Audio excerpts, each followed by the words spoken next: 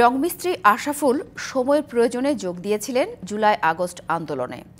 সেদিন মেয়ের মন ভোলাতে বলেছিলেন কাজ থেকে বাড়ি ফেরার সময় মালটা কিনে ফিরবেন, কিন্তু রাজপথে নেমেই গুলিবিদ্ধ হন তিনি।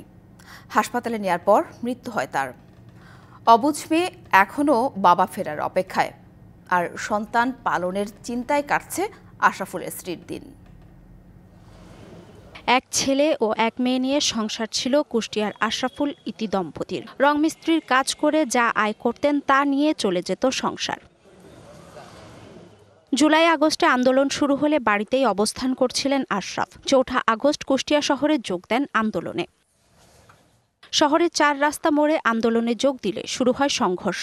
সেখানে গুলিবিদ্ধ হলে হাসপাতালে নেয়ার পর মৃত্যু হয় আশরাফুলের। বাবার অপেক্ষায় ছোট্ট ফারিয়া। আর মাদ্রাসায় ৩য় শ্রেণীতে পড়া ছেলে ফাহিম যেন কিছুই বুঝে উঠতে পারছে না কি মর্মান্তিক ঘটনা ঘটে গেছে তাদের জীবনে। আর বাবা আমাকে খুব ভালোবাসতো, সকালবেলা মাদ্রাসায় নিয়ে আসতো। বাবা কি বলে গেছেন তোমার সময়? কালার এক্সপার্ট, জর্জ স্যাপ এবং মাইল্ড অন হ্যান্ডস টেকনোলজি সমৃদ্ধ অরিক্স ক্রিস্টাল ওয়াশ আপনার মাথা নিয়ে ফোনে।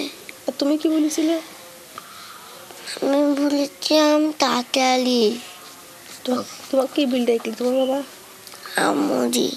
ছোট্ট 2 সন্তান নিয়ে অনিশ্চিত ভবিষ্যৎ আশরাফুলের স্ত্রীর। কোথায় যাবেন, কি করবেন, অন্ধকারে পথ খুঁজে পাচ্ছেন না। তখন সবাই বলেছিল যে এই সংসারের দায়িত্ব নিলাম, ছেলে মেয়ের দায়িত্ব নিলাম, কিন্তু এখন কেউ দায়িত্ব নেই নাই।